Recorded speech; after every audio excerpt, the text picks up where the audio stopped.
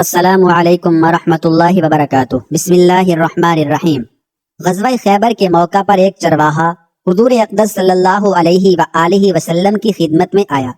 وہ یہودیوں کی بکریاں چرایا کرتا تھا۔ اس چرواہے نے جب دیکھا کہ خیبر سے باہر مسلمانوں کا لشکر پڑاؤ ڈالے ہوئے ہے تو اس کے دل میں خیال آیا کہ میں جا کر ان سے ملاقات کروں اور دیکھوں کہ یہ مسلمان کیا کہتے ہیں اور کیا کرتے ہیں۔ چنانچہ بکریاں چراتا ہوا مسلمانوں کے لشکر میں پہنچا اور ان سے پوچھا کہ تمہارے سردار کہاں ہیں؟ صحابہ کرام نے بتایا کہ ہمارے سردار حضور صلی اللہ علیہ وآلہ وسلم اس خیمے کے اندر ہیں۔ پہلے تو اس چرواہے کو ان کی باتوں پر یقین نہیں آیا۔ اس نے سوچا کہ اتنے بڑے سردار ایک معمولی سے خیمے کے اندر کیسے بیٹھ سکتے ہیں۔ اس کے ذہن میں یہ تھا کہ جب آپ اتنے بڑے بادشاہ ہیں تو بہت ہی شان و شوکت اور ٹھاٹ باٹ کے ساتھ رہتے ہوں گے، لیکن وہاں تو کھجور کے پتوں کی چٹائی سے بنا ہوا خیمہ تھا۔ خیر، وہ اس خیمے کے اندر آپ سے ملاقات کے لیے داخل ہوا اور آپ سے ملاقات کی اور پوچھا کہ آپ کیا پیغام لے کر آئے ہیں اور کس بات کی دعوت دیتے ہیں۔ حضور اقدس صلی اللہ علیہ وآلہ وسلم نے اس کے سامنے اسلام اور ایمان کی دعوت رکھی اور اسلام کا پیغام دیا۔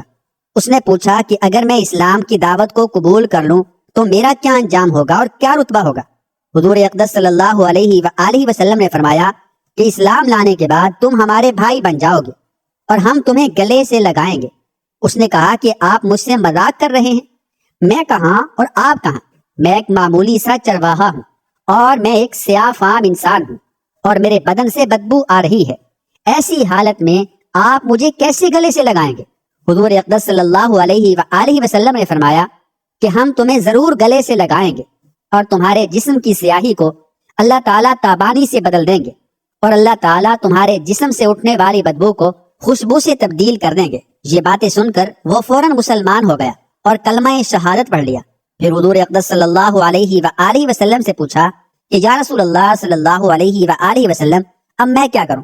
آپ نے فرمایا کہ تم ایسے وقت میں ایمان لائے ہو کہ نہ تو اس وقت کسی نماز کا وقت ہے کہ تم سے نماز پڑھواؤں اور نہ ہی روزہ کا زمانہ ہے کہ تم سے روزے رکھواؤں۔ زکوٰۃ تم پر فرض نہیں ہے۔ اس وقت تو صرف ایک ہی عبادت ہو رہی ہے جو تلوار کی چھاؤں میں انجام دی جاتی ہے، اور وہ ہے جہاد فی سبیل اللہ۔ اس چرواہے نے کہا یا رسول اللہ صلی اللہ علیہ وآلہ وسلم، میں اس جہاد میں شامل ہو جاتا ہوں، لیکن جو شخص جہاد میں شامل ہوتا ہے اس کے لیے دو میں سے ایک صورت ہوتی ہے، یا غازی یا شہید۔ تو اگر میں اس جہاد میں شہید ہو جاؤں تو آپ میری کوئی ضمانت لیجئے۔ حضور اقدس صلی اللہ علیہ وآلہ وسلم نے فرمایا کہ میں اس بات کی ضمانت لیتا ہوں کہ اگر تم اس جہاد میں شہید ہو گئے تو اللہ تعالیٰ تمہیں جنت میں پہنچا دیں گے اور تمہارے جسم کی بدبو کو خوشبو سے تبدیل فرما دیں گے اور تمہارے چہرے کی سیاہی کو سفیدی میں تبدیل فرما دیں گے۔ چونکہ وہ چرواہا یہودیوں کی بکریاں چراتا ہوا وہاں پہنچا تھا، اس لیے حضور اقدس صلی اللہ علیہ وآلہ وسلم نے فرمایا کہ تم یہودیوں کی جو بکریاں لے کر آئے ہو ان کو جا کر واپس کرو، اس لیے کہ یہ بکریاں تمہارے پاس امانت ہیں۔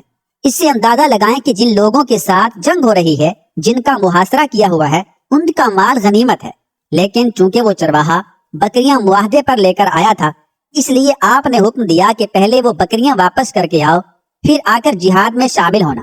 چنانچہ اس چرواہے نے جا کر بکریاں واپس کی اور واپس آ کر جہاد میں شامل ہوا اور شہید ہو گیا۔ جب جنگ ختم ہو گئی تو حضور اقدس صلی اللہ علیہ وآلہ وسلم لشکر کا جائزہ لینے لگے۔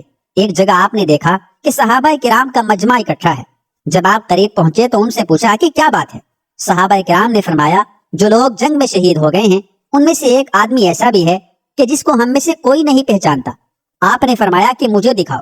جب آپ نے دیکھا تو فرمایا کہ تم اس شخص کو نہیں پہچانتے مگر میں اس شخص کو پہچانتا ہوں، یہ چرواہا ہے اور یہ وہ عجیب و غریب بندہ ہے جس نے اللہ کی راہ میں ایک بھی سجدہ نہیں کیا، اور میں اس بات کی گواہی دیتا ہوں کہ اللہ تعالیٰ نے سیدھا اس کو جنت الفردوس میں پہنچا دیا ہے، اور میری آنکھیں دیکھ رہی ہیں کہ ملائکہ اس کو غسل دے رہے ہیں اور اس کی سیاہی سفیدی میں تبدیل ہو گئی ہے اور اس کی بدبو خوشبو سے تبدیل ہو گئی ہے۔